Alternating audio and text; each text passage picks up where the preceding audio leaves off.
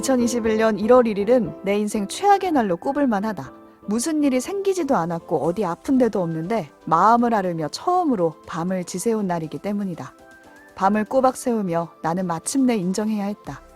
이젠 허울 좋은 전업작가 생활에 마침표를 찍어야 한다고. 그런데 이젠 뭘 해서 먹고 살지? 그렇게 다시 직장인이 되었다. 오늘 뭐 볼까 고민하는 분들을 위한 취향 추천 팟캐스트 책플릭스. 이번 에피소드는 황보름 작가의 책 단순 생활자 속 한 구절로 시작합니다.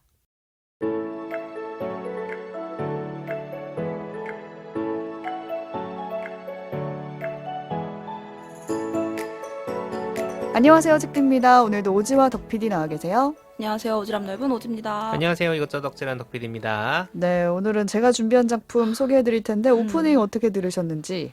저 같은 경우는 첫 줄부터 1월 1일이 대체 무엇이간데 이놈의 연말연시가 이렇게 다음 주 월요일입니다, 여러분. 그러니까 진짜 한 주 앞이네요. 네.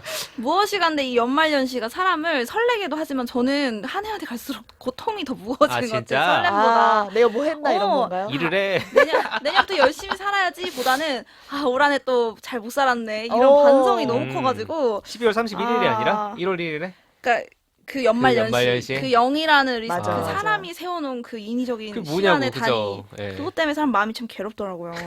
저희 공감할 수 있다. 진짜요? 저는 사실 보면서 이게 무슨 일이 없었는데 밤을 새우는 건 말이 안 된다. 이건 무슨 일이 있었던 거지. 그렇지 않아요? 당연히? 하필 마음속에. 이날을 뭔가 네. 데드라인처럼 뭐가 있었던 거야. 바뀐 날인 거야, 이 날이. 맞습니다. 네.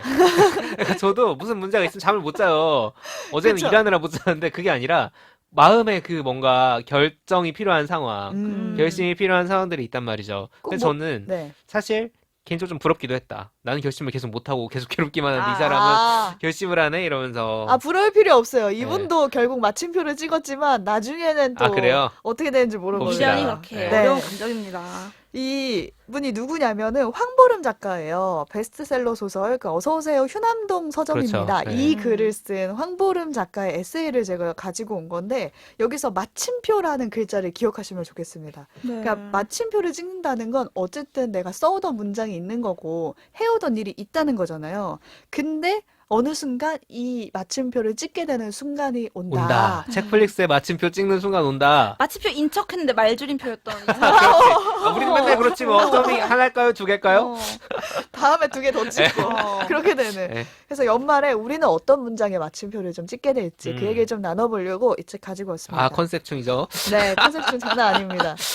그럼 지금부터 제가 황보름 작가의 단순생활자 이 책 내용을 좀 소개해드릴게요. 일단은 황보름 작가가 마침표를 찍게 되는 그 순간에 대한 얘기를 네. 좀 궁금해요. 소개해드리고 싶은데 지금이야 좀 알려졌잖아요. 이 베스트셀러 소설이 그럼요. 되면서 근데 이 작품이 발굴되기 전까지 황보름 작가는 전업작가로 살면서 생계가 불안정했대요. 불안정하죠. 그러니까 이 소설 전에 에세이집도 쓰고 책을 여러 권 냈는데 이것만으로는 생활이 안 되는 거예요. 그래서 결국에는 전업작가로는 마침표를 찍고 직장인이 돼야겠다라는 생각을 했는데 직장인이 돼서 너무 놀랐던 게 아니 책을 수천 권을 팔아야 들어오는 그 인세가 그렇지. 월급으로 이제 들어오죠. 되는 거예요. 네, 직장 좋지. 따박따박 들어오니까 너무 신기했다고. 그러니까 이게 마약 같은 건데.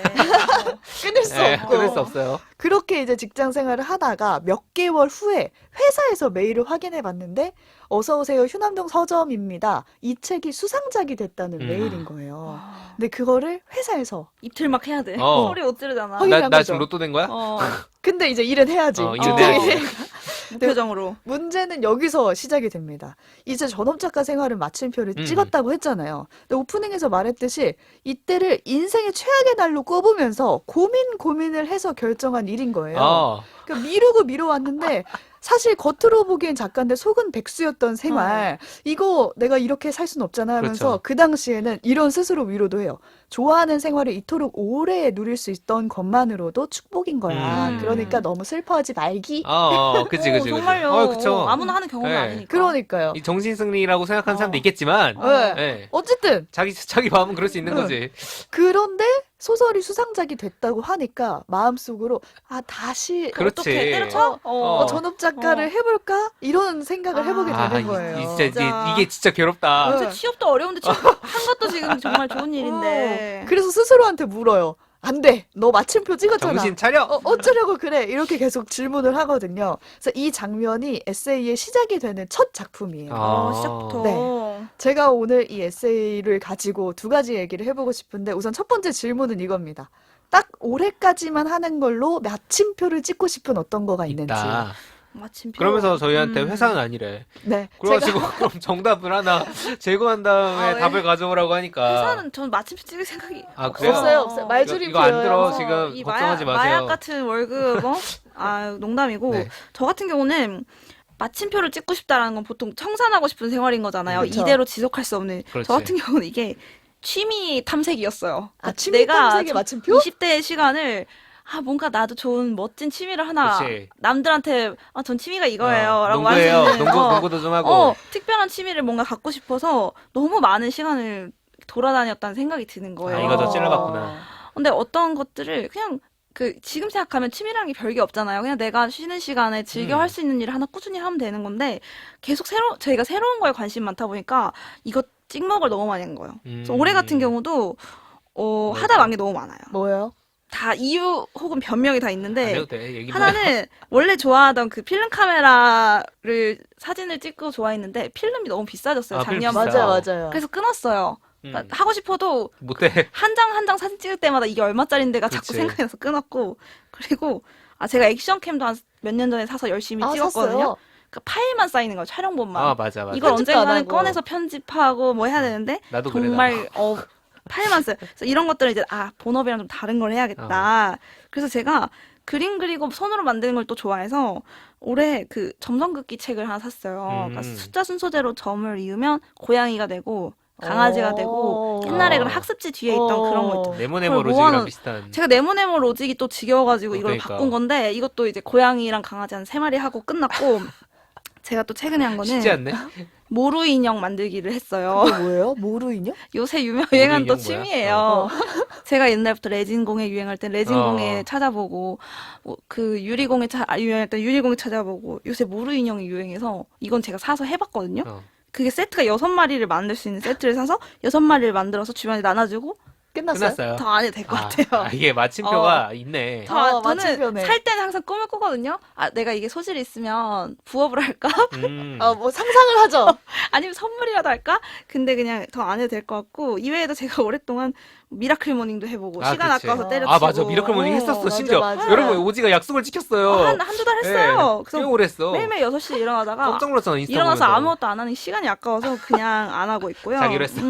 그래서 내가 왜 이렇게 끈기가 없을까 그 생각만 하면서 언젠가는 완벽한 핏이 나타날 거다. 나에게 맞는 나의 거. 완벽한 취미. 모두를 만족시킬 수 있는 완벽한 게 나타날 거다라는 이 환상을 이제 깨기로 했어요. 그러니까 취미라는 게 뭔가 그렇네. 특별할 필요가 없고 책 읽고 영화 보고 그냥 그래. 동네 산책하고 이런 들어 것들을 누워있어도 돼. 그냥 꾸준히 하면 되는 건데 뭔가 그러면 너무 환상을 찾아다녔다. 이제 진짜 안 할 거예요, 그러면? 아니, 취미 찾기? 내년 봐야지. 자연스럽게 찾아오는 거를 막진 않을 거예요. 내년에 찾아오는 보자고. 거를. 자연스레 내 마음에 들어온다면 취미 이거 탐색의 취미 마침표. 탐색의 시간에 마침표를 좀 아. 찍고 싶다. 오지가 원작을 잘했네. 저는 어차피 회사랑 비슷한 우울한 얘기입니다.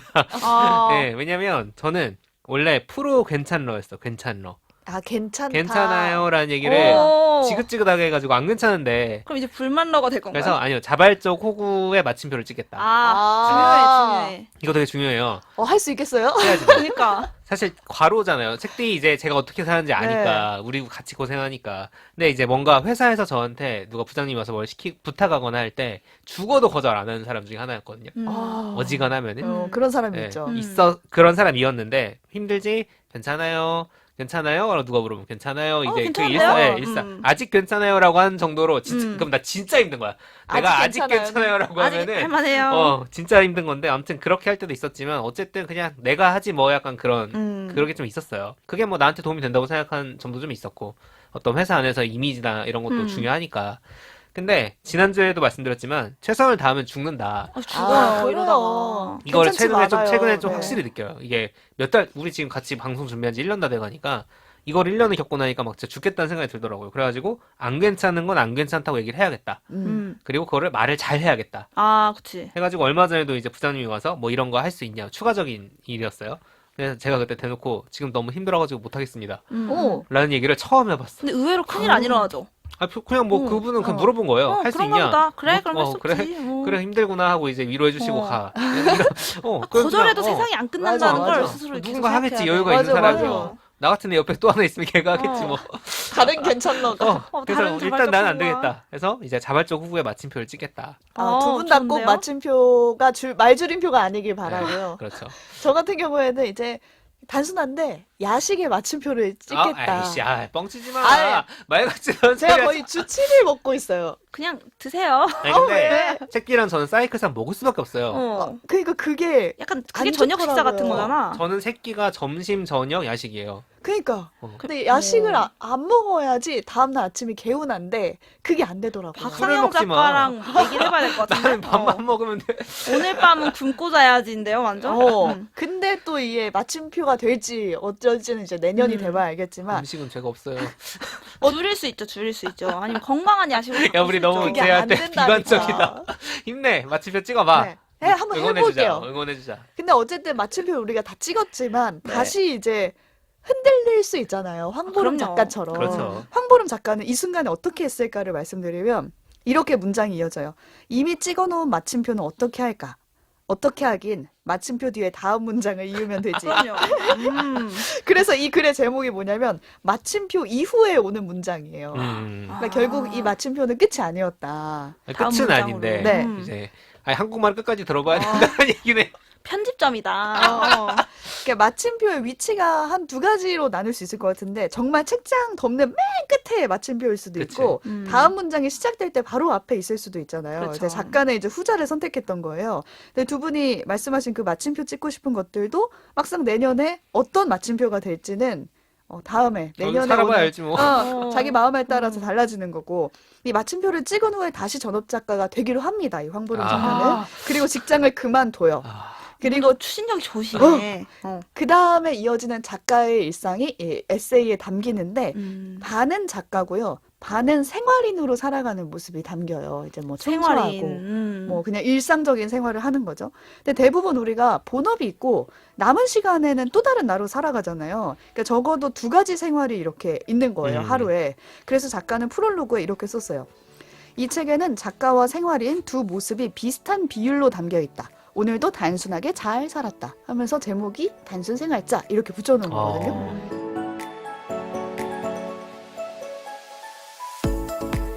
근데 제가 두 번째 얘기하고 싶었던 게 이거거든요. 나를 네이밍해서 규정짓는 작업을 한번 해보고 이거 싶다. 생각보다 중요한 얘기였네. 왜냐면 제가 그 지인의 SNS를 보면은 그 소개란에 이렇게 써놓으신 분이 있어요. 텃밭 생활자, 정원 생활자, 동네 산책자. 그래서 이렇게 여러 아는 가지를 사람 막 같냐? 해시태그 많이 봤던 해시태그네요. 그래서 왜 이렇게 적어놨냐 이렇게 물어보니까 자신은 특색이 없다고 생각했대요. 그래서 딱히 무언가를 콕 집어서 말할 수 있는 게 없는 거예요. 예를 들어 아까 말했던 오지처럼 오지가 취미를 탐색했던 것처럼 막 탐색을 해봤는데 이걸 평생 할 무언가를 찾지 못했던 거예요. 딱히 약간 응. 이런 거죠. 그래서 그냥 내가 애정하고 좋아하는 걸 가져다가 이름을 붙여서 내가 그냥 밀어붙여보자 이렇게 생각을 했대요. 근데 주변에서는 아니 동네 산책을 다 하지 너만 해? 뭐 정원 가꾸는 거 너만 하는 거 아니잖아. 왜 유난이야? 그럴 수 있잖아요. 근데 그런 주변의 딴지가 신경 쓰였는데 하지만 그래도 2년 동안 꾸준히 밀어보자라고 했대요. 그래서 정말 해시태그 계속하면서 나는 정원 생활자야, 동네 산책자야 막 이렇게 자기 암시 효과가 있어요. 네. 해시태그가. 밀어붙였는데 2년 뒤에 동네 산책자를 주제로 강연 섭외가 들어와. 별것도 아니지만 남들이 다 한다고 하지만 내가 밀어붙였더니 남들도 그렇게 나를 보기 시작하더라 하면서 자신을 소개할 수 있는 이제 네이밍이 됐다는 거예요. 자기도 실제로 많이 바뀌었겠지 그리고. 그렇게 맞춰가지고. 붙인 이상 네, 그러니까. 생활이 그렇게 네, 또 생활이 흘러가는 많은 수밖에 부분을 없죠. 할애를 했겠죠. 네. 근데 저는 이 책의 작가도 자신이 이제 단순 생활자라고 밀어붙였다고 생각을 하거든요. 작가 이외에 나는 생활을 하는 이런 사람이다라고. 그러니까 나도 2023년에 나도 내가 밀어붙이는 뭔가 네이밍 작업을 하나 해놓으면 어떨까라는 생각으로 가지고 왔어요. 그래서 저는 올 한 해 키워드를 네이밍이라고 잡았거든요. 왜냐면 매년 이 네이밍이 바뀔 수 있어요. 2023년 내가 붙인 네이밍은 무엇인가? 뭐야? 라고 진짜 여러분께 너무 궁금하다. 여러분께 여쭤보고 자기부터 싶었어요. 까봐. 저부터 까봐요? 네. 근데 저는 너무 평범해가지고 처음에 뭐 커피 애호가, 공원 생활자, 고데기 기술자 이 정도로 생각을 했어요. 이건 근데 커피 애호가 이미 우리가 갖추고 알지. 있잖아. 네, 매년 하는 거거든요. 그죠. 근데 올해를 생각해 보니까 저는 운전하는 몽상가를 붙였습니다. 운전을 하지. 맞아. 아, 근데 운전 몽상 위험한데? 아니 딴 생각한다는 건 아닐 거 아니야. 맞는데 야. 사고 나는데. 아니 저는 운전을 하다 보니까 이제 혼자 시간을 보내잖아요. 그쵸. 저 아니, 운전 그리고- 진짜 공감해요. 저. 그리고 여긴 자유로 타고 와가지고 어. 그렇게 운전이 빡세지가 않아. 맞아. 그리고 운전이라는 걸 올해 처음 했어요. 엄청난 사건이고 저한테는. 그래서 운전을 하다가 여러분도 그런 걸 보시는지 모르겠는데 앞에 밤이 되면은 라이트가 보이잖아요, 차마다. 근데 그 라이트가 다 표정이 있어요. 그건 검사 좀 위험한데? 받아보셔야 될 것 같은데요, 선생님. 그러면서 막 보험 찡그린 들었죠? 표정? 이건 어디 브랜드지? 막 혼자 이렇게 상상하면서 가고 어디 막국수집 간판이 있다. 그러면 간판을 왜 저기다가 했을까? 역시 저기가 INFP. 막 얼마짜리까? 뭐 저기서 막국수집을 하면 얼마나 잘 되는 걸까? 하면서 별의별 생각을 다 하거든요. 그래서 올 한 해를 정리해 보면 나는 정말 운전하는 몽상가 그렇네. 라는 네이밍을 붙여봤어요. 그걸로 강연 섭외는 안 들어오겠다. 매우 그러니까요. 그건 위험하네요. 망했어요. 근데 진짜 운전할 때 약간 명상 효과가 있어요. 왜냐 핸드폰도 못 보고 맞아. 그치. 할 수 있는 거는 어차피 라디오 전방주시, 듣는 거 정도? 측방주시밖에 그리고 없잖아. 이제 장거리 하다 보면 사실 신호도 없는 고속도 달리면 그치. 사실은 이렇게 멍하죠. 멍하면서 머리 비워지면서 막 고민됐던 내용들, 아까 했던 대화들이 막 지나가는 정말 뭔지 공감되는데 저는 사실 이렇게 미래지향적인 것보다는 올 한 해를 이제 돌아봤을 맞아. 때 네, 어땠나를 맞아요. 조금 나도 생각을 그래. 해봤거든요.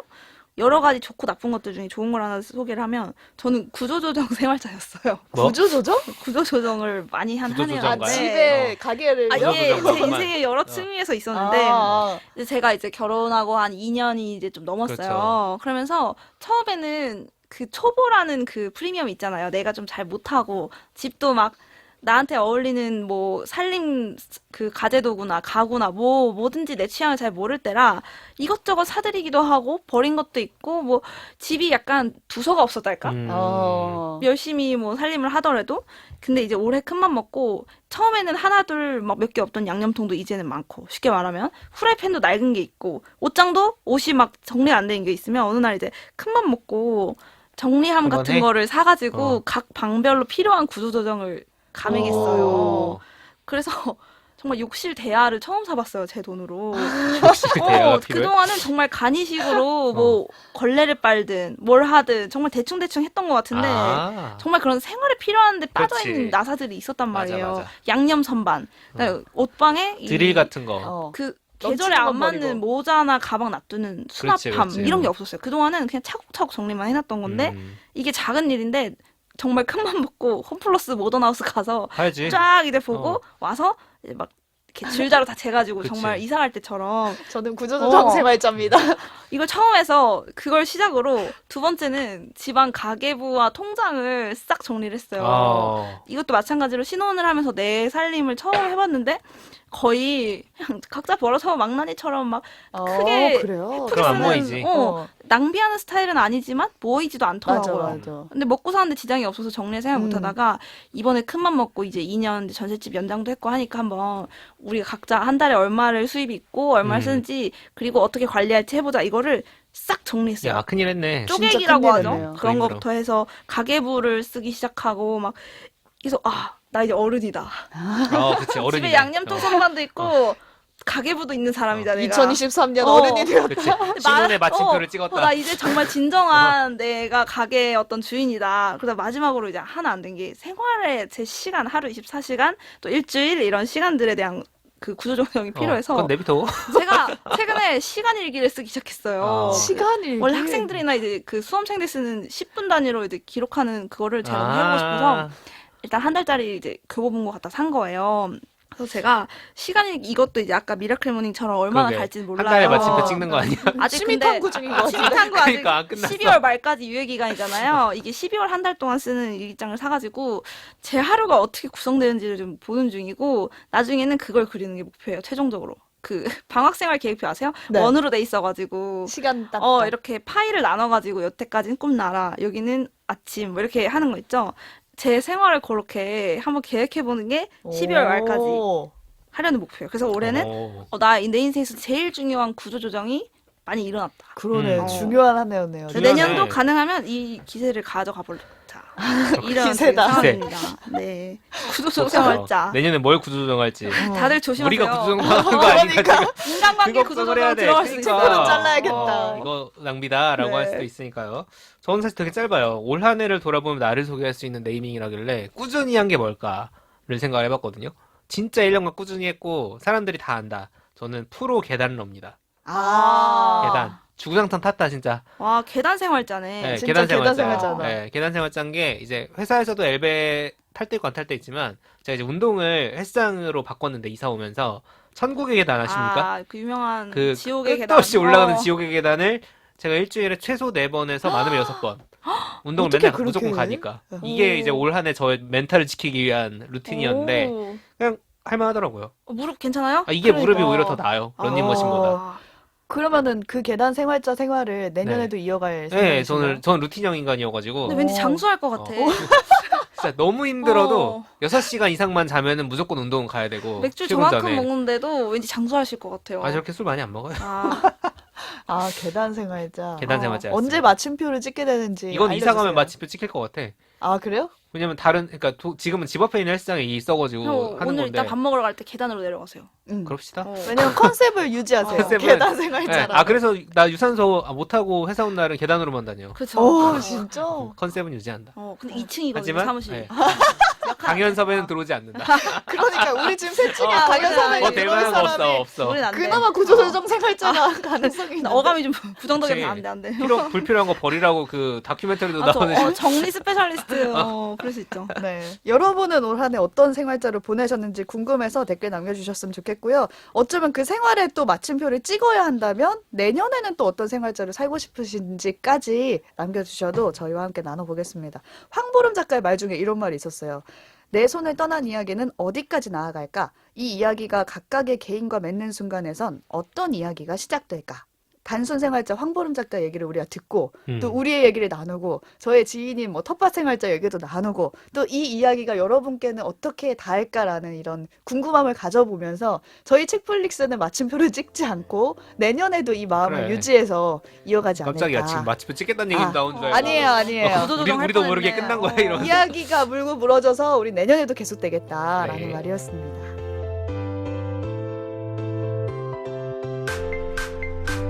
오늘 뭐 볼까 고민하는 분들을 위한 취향 추천 팟캐스트 책플릭스. 지금까지 황보름 작가의 책 단순 생활자로 얘기 나눠봤는데요. 클로징 코너는 두 분이 준비해 오셨어요. 네, 저희 올해 이제 소개를 하고 싶었는데 못한 작품들.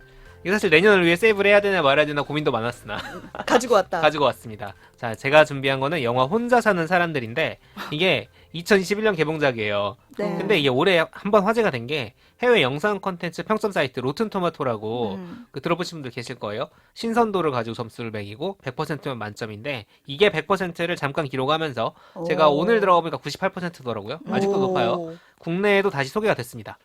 말 그대로 혼자 사는 사람들 얘기예요. 주인공인 진아, 공승현 배우가 연기했는데 혼자 사는 사람입니다.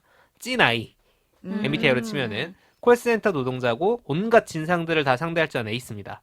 근데 이제 진아가 가족과의 관계에서 어떤 아픔을 가지고 약간 스스로를 고립시키는 방식으로 자꾸 행동을 해요. 타인에 대한 관심도 없고 엮이고 싶지 않고 직장에서도 밥 맨날 혼자 먹으러 다니고 이어폰 꽂고 다니고 이런 스타일이거든요. 근데 이런 진아의 삶에 두 사람의 특이한 사람들이 끼어들어오기 시작합니다. 하나는 콜센터에 들어온 신입사원 후배예요. 부침성이 되게 좋아. 선배를 막 따라요. 또 다른 한 명은 누구냐면은 진아 옆집에 고독사가 발생을 합니다. 그 뒤에 세입자로 들어온 또 사람이 있어요. 이 두 사람이 진아와 어떤 식으로든 관계가 생기고 이제 얽힐 거 아니에요. 그러면서 진아라면 절대 하지 않을 어떤 행동들과 선택들을 합니다. 근데 그걸 진아가 바라보면서 또 어느 정도 거기에 관여하면서 어떤 방식으로인가 성장하게 된 이야기예요. 제가 이거 보시기 바라는 마음에 이 정도만 말씀을 드리는데 1인 가구에 대한 묘사가 일단 굉장히 구체적이고 살아있습니다. 연기 그리고 특히 표정 연기가 다들 너무 좋아요. 고독사나 뭐 콜센터, 1인 가구 이렇게 좀 힘든 이슈인 것 같잖아요. 그런데 너무 무겁지 않게 되게 공감 포인트 많게 잘 다뤄내고 있는 작품이기도 합니다. 외로움이 화두인 시대이기도 하죠. 그렇죠. 혼자 사는 인구가 진짜 많이 늘어가지고. 코로나 엔데믹 첫 해기도 해서 올해가 이제 연말을 붙잡고 혹은 내년 초에 지금 보시기에 굉장히 좋은 작품인 것 같고 제가 좀 더 자세하게 소개한 버전이 있습니다. 저랑 책디가 하는 오뜨밀 채널에 12월 25일 방송분에 있으니까 깨알 홍보. 궁금하신 분들은 네, 거기서 찾아봐 주시면 좋겠습니다. 깨알 홍보를 위해 가져온 기승- 건가요? 그건 아닙니다. 올해 본 영화 중에 제일 좋았다. 오 진짜. 그러니까 이 좋았다의 기준이 되게 애매한데 예를 들면 엘리멘탈 같은 영화 되게 좋았거든요, 저는. 네. 근데 이제 그건 약간 어떤 다른 상업성과 그 영역에 있는 것이고 독립 영화인데 우리가 독립 영화 많이 다뤘잖아요. 근데 올해는 많이 못 다뤘어요. 영화 맞아. 자체를 많이 못 맞아요. 다루기도 했고 책 얘기를 저희가 많이 했는데 한번 이 챙겨보시면 좋을 것 같다 그런 생각이 들어가지고 가져와 봤습니다. 네. 저도 이 작품 예고편 보고 저장해놨는데 저도 영화를 한 편 들고 왔습니다.